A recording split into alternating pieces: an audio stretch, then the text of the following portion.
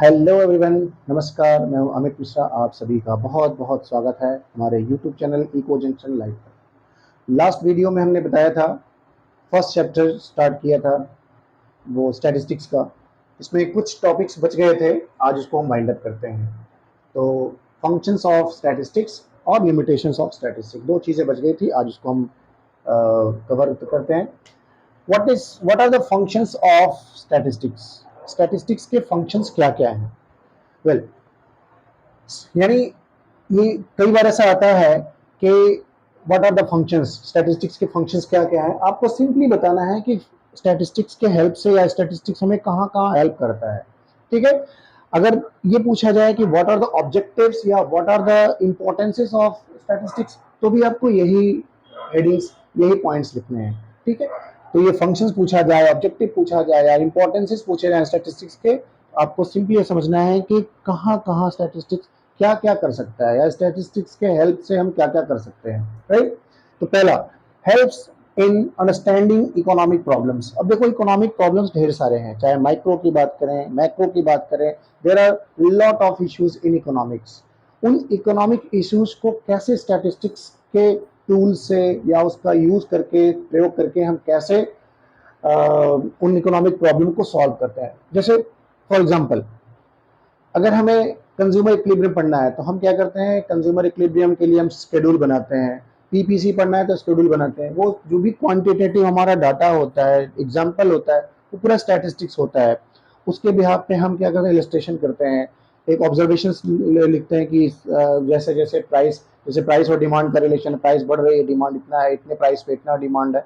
तो जितने भी इश्यूज होते हैं वो हम न्यूमेरिकल एग्जांपल, जिसको हम शेड्यूल बोलते हैं इकोनॉमिक्स के लैंग्वेज में, वो क्या होता है, क्वांटिटेटिव डाटा ही डिफाइंड होता है, पूरा वो डिजाइन होता है। तो स्टैटिस्टिकल टूल्स से या स्टैटिस्टिकल यूजेस से हम इकोनॉमिक प्रॉब्लम को सॉल्व कर पाते हैं। Presentation of facts in definite form, definite form में। यानी स्टैटिस्टिक्स क्या है? स्टैटिस्टिक्स प्रेजेंटेशन ही है।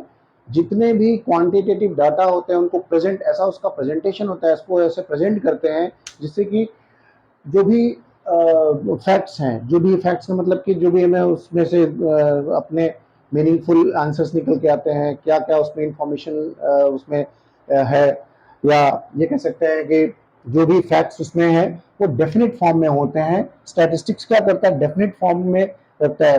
यानी अगर आप देख लो कि पॉपुलेशन कितनी है इस पर्टिकुलर एरिया की, पॉपुलेशन इस पर्टिकुलर कंट्री की पॉपुलेशन कितनी है, स्टेट्स की पॉपुलेशन कितनी है, वो डेफिनेट फॉर्म में होता है स्टैटिस्टिक्स में। तो जो भी डाटा उसमें डिजाइंड है या उसमें जो मेंशनड है, प्रेजेंटेड है, वो क्या होता है, डेफिनेट फॉर्म में होता है। इनडेफिनेट का उल्टा, इनडेफिनेट का मतलब कि जो निश्चित ना हो, और डेफिनेट का मतलब जो डेफिनेट है, निश्चित है। Third, helps condensing mass data in few numerical measures. अब देखो, स्टैटिस्टिक्स जो होता है वो क्या करता है, प्लूरल सेंस में क्या स्टैटिस्टिक्स क्या होता है, ढेर सारे डाटा होते हैं, उनको ऐसे प्रेजेंट किया जाता है कि बिल्कुल न्यूमेरिकल मेजर्स में, यानी जैसे अलग अलग स्टेट्स के अलग अलग प्रोडक्शन अगर हम निकालें कि यहाँ पे हमने स्टेट्स लिख दिया, राइट, और यहाँ पे production of wheat, production of wheat tons में, अगर टन्स में रख दिया या लाख टन में रख दिया, लाख टन में प्रोडक्शन, तो ढेर सारे स्टेट्स हैं उनके यहाँ पे प्रोडक्शन है। अब ये देखो, ये जो स्टैटिस्टिक्स तैयार हो रहा है वो क्या हो रहा है, अलग अलग स्टेट्स के, जैसे यूपी में इतना, हरियाणा में इतना, प्रेजेंट जो भी आप न्यूमेरिकल फैक्ट्स यहाँ पे लगाते हैं, आप इसमें मेंशन करते हैं, प्रेजेंट करते हैं, वो क्या मेजर्स, भाई उसको मेजर तो कर सकते हैं। मेजर का मतलब कि जो भी वेरिएबल्स होते हैं, जैसे मार्क्स है वो भी वेरिएबल है, और प्रोडक्शन है, इनकम है, दीज आर दी वेरिएबल्स। उनको हम मेजर करके न्यूमेरिकल फैक्ट्स को, न्यूमेरिकल मेजर्स को हम बिल्कुल छोटे से डाटा में, चाहे वो पाई चार्ट में या टेबल में, उसको हम प्रेजेंट करते हैं।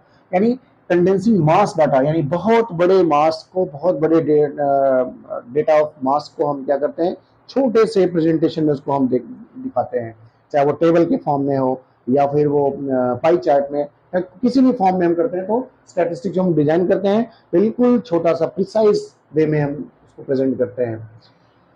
Establishes relationship between factors, statistics एक और चीज आपको मदद करती है, यानी जो फैक्टर्स होते हैं, फैक्टर्स का मतलब कि कौन सी चीज जो कॉज है फैक्टर, यानी अगर कोई फैक्टर है जो अफेक्ट कर सकता है, जैसे मान लीजिए कि डिमांड को अफेक्ट करने के ढेर सारे फैक्टर्स हैं, नॉट ओनली प्राइस, प्राइस भी हो गया, इनकम भी हो गया, रिलेटेड गुड्स की प्राइस हो गई, there are so many factors.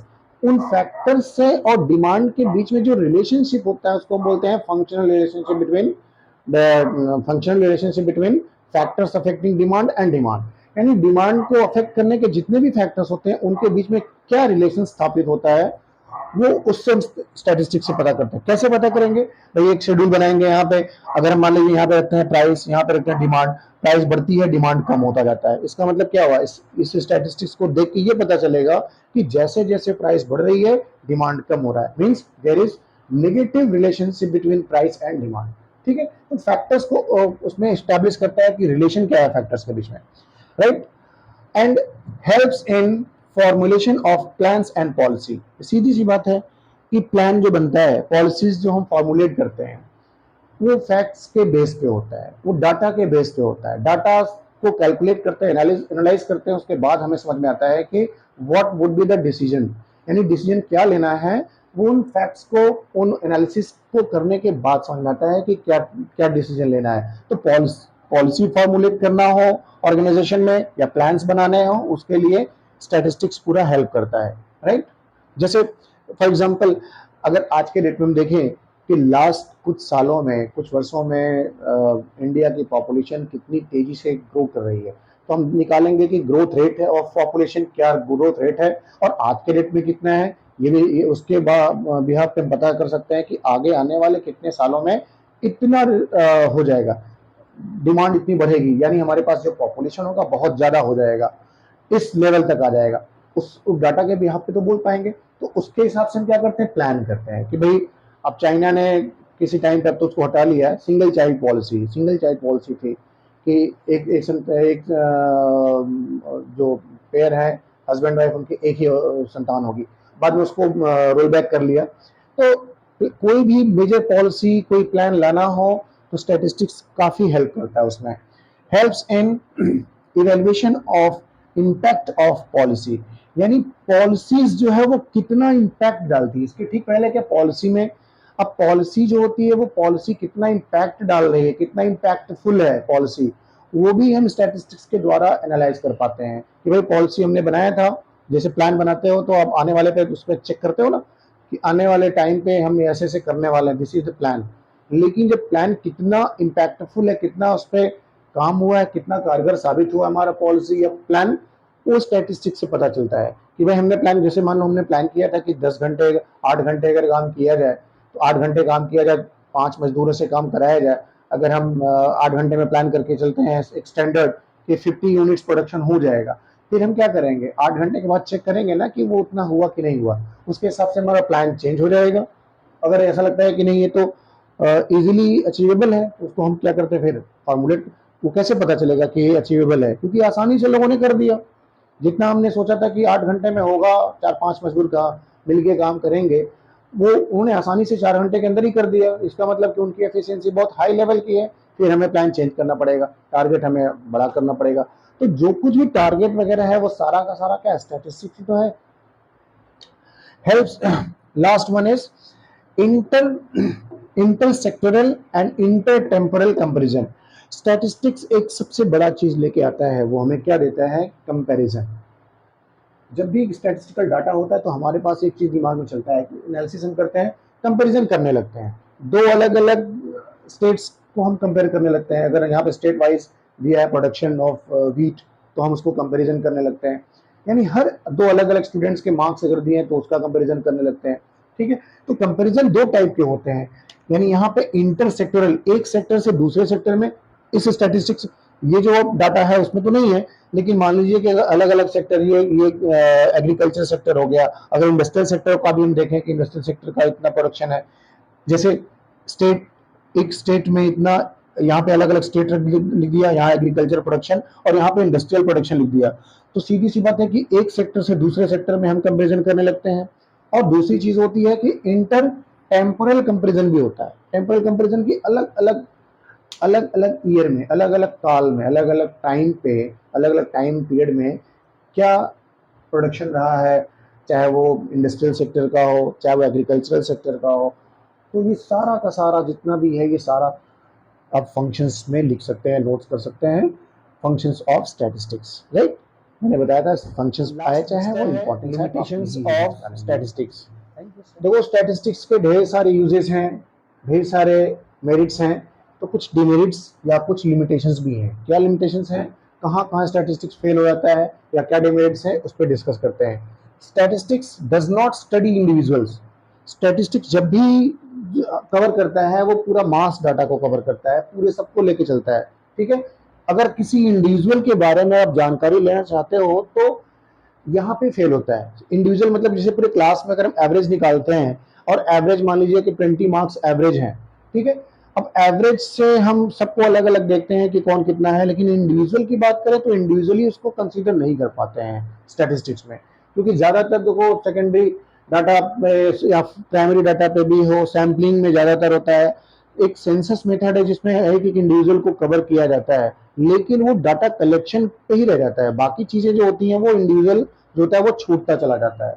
तो ये कह सकते हैं कि statistics does not study individual, किसी इंडिविजुअल के बारे में स्टडी नहीं कर पाता है स्टैटिस्टिक्स, वहां पे स्टैटिस्टिक्स फेल हो जाता है। Without reference statistical data results में प्रूव टू बी रॉन्ग। क्या होता है कि बिना रेफरेंस के स्टैटिस्टिक्स जब भी हम बनाते हैं कुछ ना कुछ रेफरेंस लेते हैं, या फिर यहाँ से डाटा उठाया है, कोई ना कोई रेफरेंस जरूर हम लेते हैं। बिना रेफरेंस के जो स्टैटिस्टिकल डाटा होता है वो रॉन्ग भी प्रूव हो सकता है। जैसे मान लीजिए आपने कोई प्रोजेक्ट बनाया, कोई प्रोजेक्ट बनाने के बाद अगर आपके पास पूछा है कि भाई क्या है प्रेजेंटेशन अपना दिखाओ, उसके बाद अगर आपसे पूछा जाए कि ये डाटा आपने कहाँ से लिया है, तो रेफरेंस बताता है कि कितना रिलायबल रेफरेंस है, कितना रिलायबल सोर्स ऑफ इंफॉर्मेशन है। अगर वो सही नहीं है तो क्या होता है, पूरा entire statistics will be wrong, वो रॉन्ग प्रूव हो सकता है। यानी सब कुछ डिपेंड करता है डाटा पे, वो डाटा किस पे डिपेंड करता है, रेफरेंस पे, कैसा रेफरेंस है, right. Third, statistics deals with numerical facts only. Statistic जो होता है वो क्वांटिटेटिव डाटा को ही कवर करता है, न्यूमेरिकल डाटा को ही कवर करता है, फैक्ट्स को ही कवर करता है। अगर हम बात करें कि क्वालिटी को या क्वालिटेटिव डाटा को, तो वहां पे इग्नोर हो जाता है, ठीक है। तो ये भी एक ड्रॉबैक कह सकते हैं। True only on an average, statistics जो भी होता है वो ऑन एन एवरेज ही निकाला जाता है। Mean, median, mode, whatever the calculations are going on, जो भी आप कैलकुलेशन करते हो, एनालिसिस करते हो, वो सारे के सारे जो होते हैं, मैक्सिमम जो होते हैं वो ऑन एन एवरेज पे ही होते हैं, ठीक है। फैक्ट्स जो भी आप निकाल के लाते हैं स्टैटिस्टिक्स पे, वो ऑन एन एवरेज ही होता है, राइट। नीड्स एक्सपर्टीज, स्टैटिस्टिक्स देखो हमें लगता है कि बहुत इजीली डिजाइन करके रख दिया गया होगा या किसी ने सही से बना दिया है, कैसे बनाया है, लेकिन कितना एफर्ट लगा है, कितना उस पर स्पेशल स्किल उसका इन्वॉल्व हुआ है, ये हम शायद इग्नोर कर देते हैं। स्टैटिस्टिक्स जो होता है वो एक्सपर्टीज के द्वारा बनाया जाता है। इसमें सबसे बड़ी ड्रॉबैक ये भी है कि जब तक एक्सपर्ट बंदा ना मिले वो ठीक से स्टैटिस्टिक्स प्रिपेयर नहीं कर पाता है, ठीक है। तो ये भी है कि स्टैटिस्टिक्स नीड्स एक्सपर्टीज, यानी एक्सपर्ट की जानकारी होनी बहुत जरूरी है। एक्सपर्ट को हायर करना दैट बिकम्स टफ एनफ और एक्सपेंसिव भी हो जाता है, ये भी एक ड्रॉबैक है। Homogeneity of data is essential. Data देखो, जब डाटा हम क्लासिफाई करते हैं, स्टैटिस्टिकल डाटा जो क्लासिफाई करते हैं, तो हम क्या करते हैं, सिमिलर डाटा को हम क्या करते हैं, सेग्रीगेट करते हैं।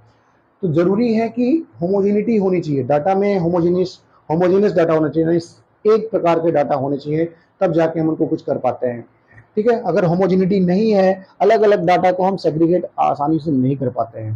तो जब सेग्रीगेट नहीं कर पाएंगे, क्लासीफाई नहीं कर पाएंगे, ऑर्गेनाइज नहीं कर पाएंगे, आगे उस पर हम नहीं स्टेप में जा सकते हैं। प्रोन टू मिसयूज, और स्टैटिस्टिक्स का मिसयूज भी हो सकता है। अक्सर होता है कि कभी कभी पूर्वाग्रह से आके, प्री कंडीशनिंग में आके अपने हिसाब से मैनिपुलेट हो जाता है, डाटा मैनिपुलेट हो जाता है। अगर डाटा मैनिपुलेट हुआ, कलेक्शन ऑफ डाटा मैनिपुलेट हुआ, तो सारी चीजें होंगी वो उसी के हिसाब से ही प्रेजेंटेशन होगा उसका, ठीक है। तो ये मिसयूज भी हो सकता है। मिसयूज कौन कर सकता है, मिसयूज सीधी सी बात है कि इन्वेस्टिगेटर भी कर सकता है, अब जिसके लिए हो सकता है किसी एजेंसी के लिए किया गया हो, अपने काम के लिए अपने इंटरेस्ट में बनवाया हो, करवाया हो सर्वे, तो अपने हिसाब से करा सकते हैं। तो these are the limitations of statistics. I hope this chapter gets over and you will get, कोई डाउट नहीं होनी चाहिए। मुझे पक्का भरोसा है कि पहला चैप्टर तो इजी होता है, सेकेंड चैप्टर से सही मायने में स्टैटिस्टिक्स स्टार्ट होता है। ठीक, okay, thank you so much, thank you for watching and your kind support.